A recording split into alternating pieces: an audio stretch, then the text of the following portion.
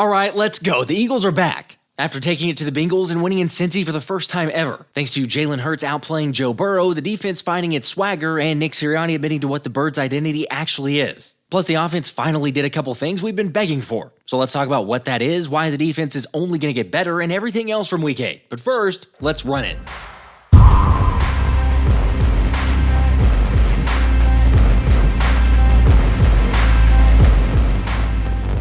What's up, guys? Do me a favor and hit that like button because the Eagles are back. And heck, after witnessing how the Birds played on Sunday, I guess it's safe to assume I'm keeping the stash now. Because ain't no way I'm messing with jinxing the way this team's playing. Quick, toss some salt over your right shoulder.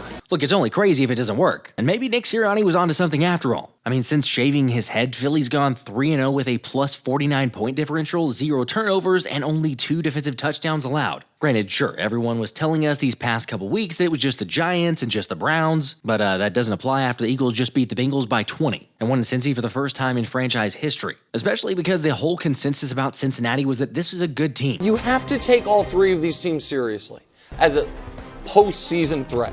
I immediately regret this decision. Still, not surprisingly, the national pundits are attempting to excuse this win by Philly in the most ridiculous way. I mean, sure, you've got a fair point that Cincinnati was without starting receiver T. Higgins. However, this is the NFL, where teams are playing without starters all the time. Like, come on, the Eagles were in the same boat too, as they were without starting left tackle Jordan Mailata and tight end Dallas Goedert. But even so, had no problems torching the Bengals defense while winning back-to-back road games by 20-plus points for the first time in 71 years. And with a win, Philadelphia would have been leading in the NFC East following a Commanders loss. That is until Thomas decided to tweet right before Jaden Daniels' Hail Mary attempt and jinx it. Do you realize what you've done? Now you can step into it. Here comes the Hail Mary with the game on the line.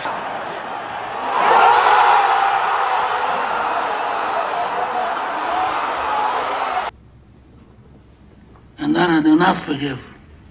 Whatever, let's just say that Thursday night football game against the Commanders in a couple weeks is going to be really big. And on that note, Thomas and I have one of the biggest giveaways we've done so far by giving away 2 tickets to that Commanders game in Philly. For the record, those tickets will be in section 106 in the lower level. Now, all you got to do to enter the drawing to win them is make sure to hit the like button, and then of course make sure you're subscribed to both of our channels, and then go type in any comment in the comments section where you'll automatically be entered to win. FYI, we'll be drawing via the randomized spinner at halftime during the Jaguars stream, so feel free to swing on by, but you don't actually have to be present to win one of those. Although I may be biased, but the streams have gotten to be an absolute blast this year, especially because the Birds are having fun again. Like, even Jalen Hurts is different. No, I don't mean the fact that he ended up wearing 2 different shoes during the game, yet he does seem to be embracing the team and really enjoying the game more, as QB1 actually retweeted the iconic pic that went viral on social media, and appears to be fully leaning into his Jalen 2 Shoes Hurts nickname. Look, I get that it's just a tweet, but anyone who's been following Jalen or knows anything about Jalen realizes that's kind of a fairly big deal, or even if it was his agency that tweeted it out. I don't know, honestly, I think it just speaks to the level of confidence and trust that's building for QB1. Remember, Jalen said the team came together to figure things out over the bye week, and reiterated that he and Sirianni were on the same page. Granted, fine, talk is cheap, but you can't deny the fact that we're starting to see that work and changes really pay off. For real, I mean, we just saw Jalen outplay Joe Burrow,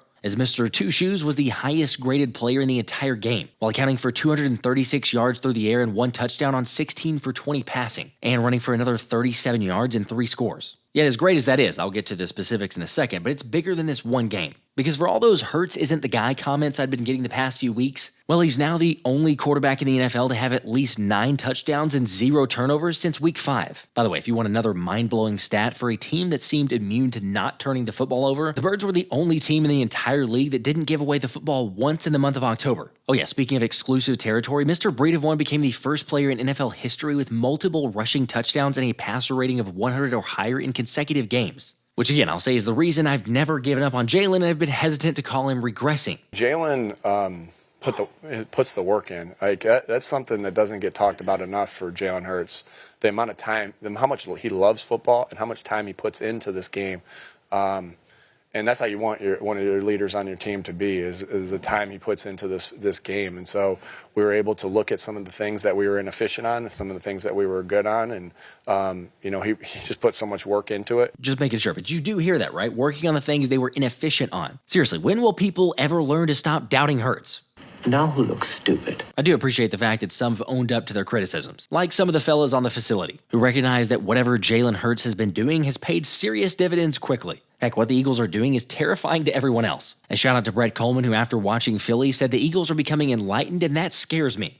Remember, this is coming from a guy who made a video last year entitled "The Eagles Run a High School Offense." So the Eagles actively choosing not to use motion to control or influence DBs into giving space and making life easier for A.J. Brown and DeVonta Smith, that's just one of the weirdest coaching decisions that I've seen all season. Again, it's almost like they want to make the game as hard on themselves as they possibly can.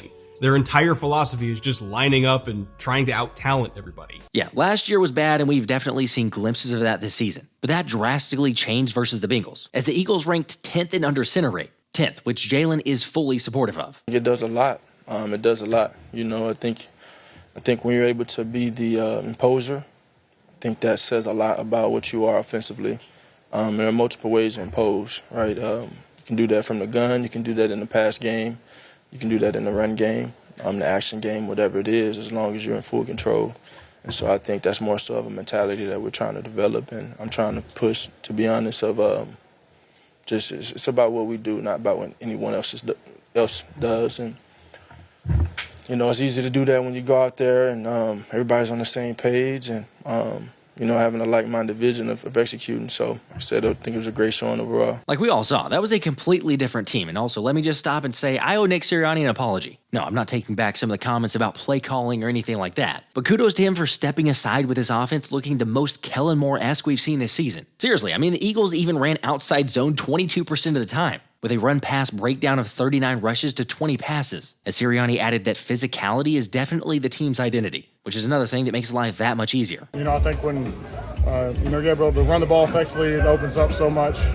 You know, first of all, wears down the interior defenders, weakens the pass rush, puts the backers in a predicament. So, you know, the more we can effectively run block and set up play action, just opens up everything. By the way, on those play action attempts, Jalen was 6 for 7 for 142 yards and 1 touchdown. Now, on that same token, you for sure have to give credit to the O-line because Jalen had tons of time on a lot of those plays. But it's also reciprocal because the play action naturally keeps the pass rush from being completely downhill. Still though, shout out to Fred Johnson, as Johnson allowed just 1 pressure on 22 pass blocking snaps, which was his lowest pressure rate allowed this season. And that only pressure was Trey Hendrickson. Despite being matched up 13 times on Fred, the Bengals Pro Bowler had his second worst pressure rate versus any offensive lineman this season. Of course, it was really the entire Jeff Stoutland unit that deserves praise, since they didn't allow a single sack on the day and only 1 QB hit on Jalen. So yeah, Jalen certainly took advantage as he recorded the 3rd highest grade by a quarterback in a game this season, and the highest mark in his career in terms of completion surpassing expectation. But maybe most importantly out of all of his stats, QB1 was 6 for 6 for 102 yards and a touchdown, with a perfect passer rating of 158.3 when he threw over the middle of the field. Yes, I said middle, and again, even though some people may have wanted to doubt his ability or willingness to throw over the middle of the field, he went with a deep into A.J. Brown on his first pass attempt of the game. The best part to this is Jalen surveyed the field and made a second window throw and still hit AJ for a strike over the middle. I mean, his offense is different, and I'm not even getting to Saquon here yet. However, it's obvious that's the complimentary football Philly wants to see. I think we played team football today. I think we played complimentary football. The way we played on defense, stopping a really good offense, great players on offense over there, and then how we came out versus a really good defense, a defensive coordinator, and played efficient football offensively on our side. So all of those things come into hand. We just want to continue to play clean football, be efficient, and put points on the board. Look, I don't want to get carried away, but this thing's building. You can certainly see the momentum, and especially if they keep playing like this, they can beat anybody. I don't care who they're playing. Now, I hear you. The beginning of the game was a little bit shaky, to say the least, as the Bengals took their opening drive 17 plays for 70 yards while taking 10 minutes off the clock, thanks to an incredibly quick passing game and unbelievable 5-for-5 conversions on 3rd down, which, yeah, almost immediately had us thinking we were watching the Bucs game again. Not this again. Yes, this again. Well, at least they finally got things figured out. But I'm with you, that bend but don't break defense has its difficult moments to watch. Like case in point when Cincinnati discovered Nolan Smith guarding Jamar Chase on 2nd and goal, which they turned into an easy 6 points. And then, despite not scoring a touchdown, at least the Birds were able to get 3 points thanks to a Jake Elliott field goal on their opening possession. By the way, the Eagles have still miraculously not scored any points in the first quarter, but it doesn't matter as much in this game to me because after all, they touched the ball with less than 5 minutes to play in the first quarter, and they still got points on their opening drive. Still though, it's a crazy anomaly to be 8 weeks in and 0 points in the first quarter. Yet the positive way to look at it is this team is 5-2 and a Saquon Barkley drop away from being 6-1, despite not scoring at all in the beginning of games. Anyway, credit to the defense for the resiliency, because I almost lost it whenever Cooper DeJean dropped what should have been an interception, and then ended up making a rookie mistake to allow Burrow to find his tight end for 24 yards to convert on a 3rd and 22. However, the defense held its own versus Cincy despite the Cats getting into the red zone, as Slay made a big-time play to break up what looked like a guaranteed touchdown to Burton, where the Bengals then had to settle for 3, making the score 10-3. Now, I should mention that later in the game, it appeared Slay injured his knee and was getting looked at, so not sure how long that may keep it out. But I'll get to more of Q and Zay and the other corners here in a bit. Anyway, I get that it was a pretty rough first couple of drives from the Eagles defense, but after allowing the 10 points, Fangio's unit only allowed 7 points to the Bengals from the 9:32 mark in the second quarter on. Again, I completely understand some frustrations with some alignments used by the DC, but to his credit, his creativity got the best of Burrow. So, all right, what is their empty check going to be? Are they still going to play zone coverage? This time, you can see Nakobe Dean, he is outside the numbers against the running back, and so that's an immediate tell for man-to-man coverage for Joe Burrow. This is going to be a little quick out route, but that's the check that the Eagles go to against empty. From their base defense, they played a little bit of man coverage. So, fast forward to now the first drive of the third quarter. Next snap of empty from a pure regular down and distance situation from the Bengals offense. And again, you've got 12 personnel. So you've got 1 running back, 2 tight ends on the field with 2 receivers. Now, how do they deploy these receivers? You've got Jamar Chase as the number 3 receiver here to the offensive left. You've got the running back Chase Brown at the bottom of the screen. Take note of who is lined up against who defensively. You've got basically Nakobe Dean lined up over Jamar Chase. You've got Darius Slay lined up over the running back. You've got Nolan Smith lined up over Mike Gesicki, who's been one of their top target getters, especially on third down in this game with no T. Higgins. So if you're Joe Burrow, you're sitting back, all right, this looks like it's going to be zone coverage. It might be the cover 6 that we saw on that very first snap of empty earlier in this football game. But is that what he gets? No. Absolutely not. This is man-to-man coverage and a blitz from man-to-man coverage. The Eagles are sending Zack Baun on a stunt. He's going to come in clean. You've got Nolan Smith one-on-one with Mike Gesicki going down the seam. But more importantly, you've got Nakobe Dean one-on-one running down the seam with Jamar Chase with basically no safety help. You've got a post player on the other side of the logo. That's Nakobe Dean one-on-one running downfield with Jamar Chase. Joe Burrow is flummoxed by what he sees. This is not what he expected at all. He's got Baun crushing down, so he says, you know what, let's just kill this play. Let's play for third down, and he puts this one into the dirt. This is the kind of like unsoundness that a lot of the best defenses in football right now are doing. You see these kind of things with certainly with Brian Flores in Minnesota and with Steve Spagnuolo in Kansas City. And here you see Vic Fangio playing games with the Bengals offense. The more you look into it, it's no surprise the Eagles have the second best defense in terms of efficiency since the bye week. Also, shout out to my guy Mike, but the Birds defense since the bye is ranked first in points allowed, first in yards allowed per game, second in sacks per game, second in EPA play allowed, first in defensive success rate, and fifth in red zone scoring percentage. Yet as great as all that is, the most impressive part might be the fact that Philly's defense ranks as the 7th best in scoring defense at just under 19 points per game allowed. Better than expected, huh? Let me add on top of that, too, that this defense is one of the youngest in the league, so believe me whenever I say they're only going to get better. And boy, are all the Nolan Smith haters starting to look silly, as the 23-year-old has the 3rd highest pass rush win rate in the entire league since the bye week. Yeah, I'm not making that up. You heard me correctly. The 3rd highest in the entire league out of edge rushers since the bye week, as well as the 3rd best rush grade as well. Also, credit to Ruben Frank for the stat, but Nolan's the Eagles' youngest player with a sack in 3 straight games since Trent Cole in 2006. Like you already knew, I'd be mentioning the dude's name with his half a sack on Sunday, but it's not too late to join this side. Oh yeah, another stat for you. Nolan played his highest snap count percentage this season and the 2nd highest of his career versus Cincy. In fact, he had the 2nd most snaps of any Eagles edge rusher and 3rd most of any defensive lineman. Which, by the way, as the official, unofficial Nolan Smith stan account, I'm going to be giving away a Nolan Smith jersey if this video gets 3,000 likes. And heck, if it gets 4,000 likes, it can be whatever jersey you like that I'll give away on my Friday night live stream. Of course, with that being said, I wouldn't blame you if you went with a Quinyon Mitchell jersey the way he's been playing, with Q only allowing 2 catches for 12 yards versus the Bengals. And kudos to Anthony DeBona for digging up the numbers. The Rook has only given up 18 receptions on 35 targets for 224 yards and 0 touchdowns and 246 coverage snaps this season, which puts him in extremely elite company, since by this point in their rookie seasons, Patrick Surtain had already allowed more receptions and touchdowns, Sauce Gardner had allowed more touchdowns, Jalen Ramsey had given up more receptions and yards, Jalen Johnson more catches, yards, and touchdowns, and Jair Alexander had given up more yards and touchdowns as well. Like, those are some of the best of the best, and Q deserves to be mentioned up there as well, at least so far. But getting back to the game, like I mentioned, Fangio's defense clamped down, as they ended up forcing a missed field goal from 54 yards out, allowing Jalen Hurts and co. to march down the field and score a touchdown with 22 seconds left in the half, tying it up 10-10. And then the offense came right back out to pick up where they left off in the second half, with Jalen eventually keeping it for a 7-yard run and score. I'll say it again, but this offense with Jalen Hurts running and being aggressive is a very scary one. Now, unfortunately, Joe Burrow running was scarier than I thought. with JB eluding pass rushers and barely outrunning Zack Baun enough to convert on a 3rd and 8, before the Bengals eventually scored a touchdown. However, one play that might go unnoticed since it ultimately didn't end up mattering was DeJean's tackle on Irwin to stop a score. Still, just had to point that out because the Rook's transition to the slot position and his tackling and aggressiveness and everything else has completely transformed this defense. Now, that score did make the game 17-all, but that didn't last long as 1 + 6 resulted in 7. And don't tell me by the reactions it didn't mean something to Smitty.